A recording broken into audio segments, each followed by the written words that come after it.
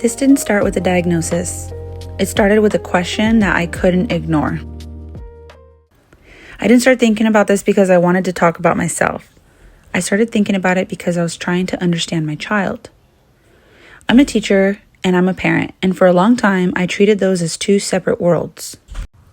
At school, I was observant, analytical, supportive, but at home, I was exhausted and overwhelmed and constantly asking myself why things felt harder than they seemed to be for everyone else. What I didn't realize at the time was that the biggest shifts in my life weren't coming from answers. They were coming from processing. So this is something new I'm starting called Processing Out Loud. It's not a podcast with perfect conclusions or hot takes.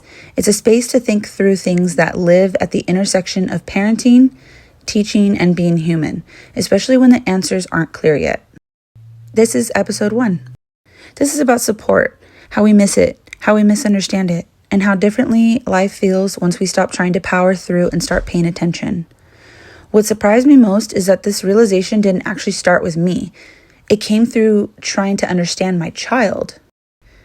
Here's the important part. I already knew the signs. I work in education.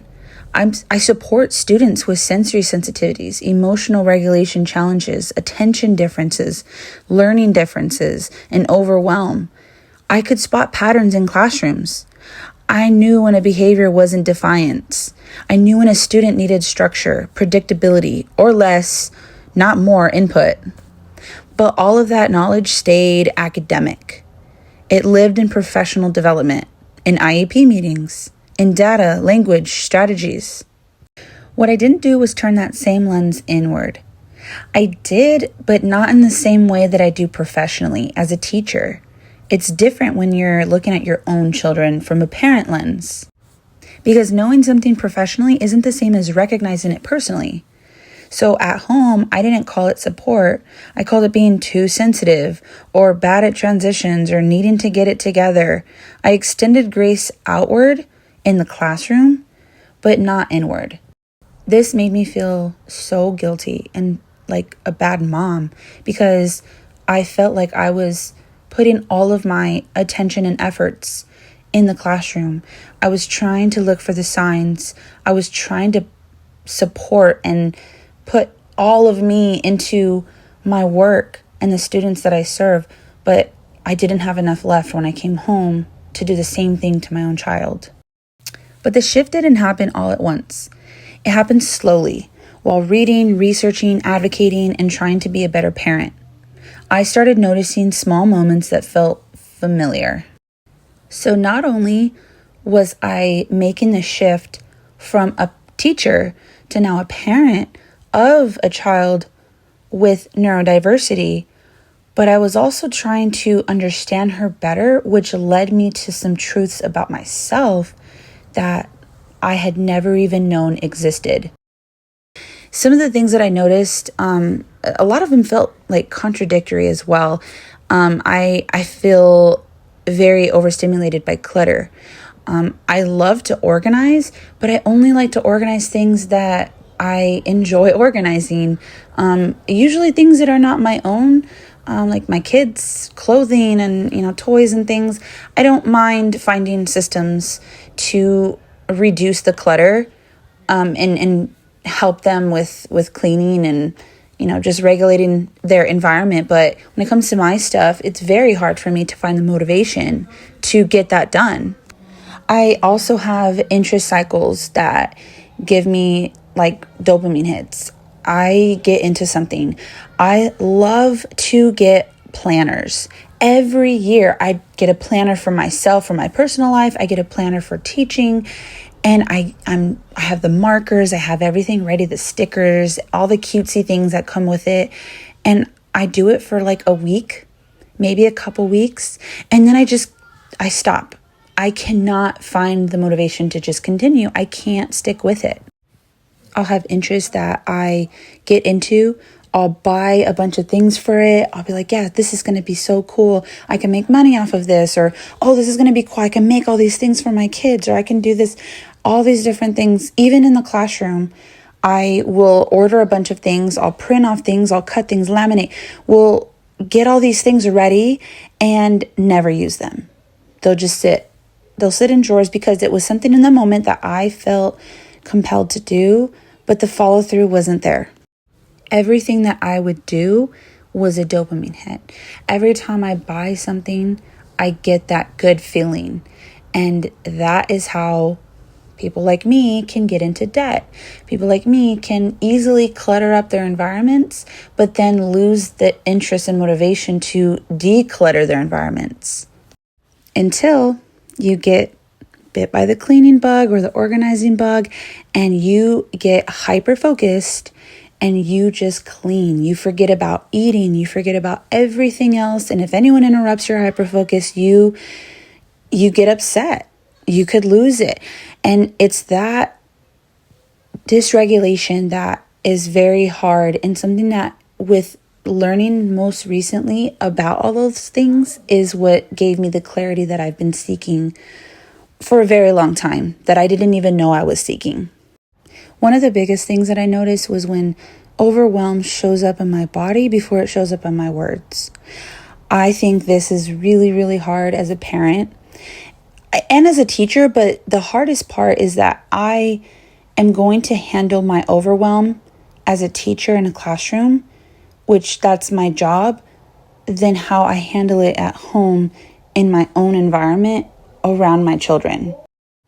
When I'm at work, I feel like I try to get there with my cup full. I have all the patience that I have inside me is saved and reserved for work. So everything else in my life does not get that part of me that my students get, because my students essentially get the best of me. It's my job. It's my passion. It's what keeps my family surviving. So I have to be the best me. And I always felt like when I came home and I was just overstimulated, overwhelmed, mentally exhausted, mentally drained, decision fatigued, and I had hardly anything, if anything, left for my kids and my family and just life chores and day-to-day tasks that needed to still be done. It's really hard to process this internally, process it out loud, process it to family members, until I realized that it's okay to do that. It's okay to be open with your kids. It's okay to tell them, hey, I'm sorry. This is what is going on. And it wasn't until I've recently had that clarity that I've actually been able to open up to my kids more and be honest with them. And I realized I wasn't failing. I just had never been supported in the way I actually needed. So that realization didn't come with relief right away, but it came with curiosity. And once you recognize that support, you start rewriting your story. Traits you thought were flaws start to look different. Being exhausted after social interactions isn't a weakness, it's information. Needing structure isn't rigidity, it's regulation. Struggling to just push through isn't laziness, it's a nervous system asking for something different. That reframing brings two emotions at once. It's relief because things finally make sense, but then it's also grief for all those years that you blamed yourself and pushed yourself down, making you feel like you weren't good enough instead of supporting yourself. And both of those things can exist at the same time. And that duality is something I can see everywhere now. And that's why I wanted to create this podcast, Processing Out Loud, because I'm still working through all this. My lens has shifted, but I'm still shifting the way that I respond. I'm still shifting the way that I see different aspects of my life, and like in how I parent, how I teach, how I am as a student being in my doctoral program that I'm in right now. It's all of these things that I'm still navigating, and I wanted to share that journey with anyone else that might be going through the same thing. I actually started questioning if being a teacher was something that, with this newfound information about myself, if this is something that I am capable of doing, because I felt like I do have a passion for teaching and I feel like I am a good teacher. But if it's taking everything from me and I don't have anything left when I get home, what is that doing to me and to my family? But then I realized that teaching is actually helping me. It's helping me understand my child. It's helping me understand myself. It's helping me to work through these things that I've discovered, that I can become a better teacher while I'm also becoming a better me, a better partner, wife, a better parent, a better daughter, a better sister. Any type of relationships that I have, I feel like I can be better with the right supports. I still don't have all this figured out. I'm still unlearning the idea that rest has to be earned, that support means failure, that being tired is something to apologize for. Some days I'm regulated and some days I'm not. Growth isn't linear, and awareness doesn't magically make life easier, but it does make it more honest. This space, Processing Out Loud, is where I want to sit with those questions, not just as a teacher, not just as a parent, not just as someone still figuring herself out, but as a person who knows that support changes everything once you learn how to recognize it. If any part of this video resonated with you, or if you share any of these roles that I have in my life, I hope that you would consider coming back for the next episode. This isn't a finished story. This is something that's ongoing. This is something that I'm discovering every day with every experience in my life. It's one I'm still processing. Thanks for listening.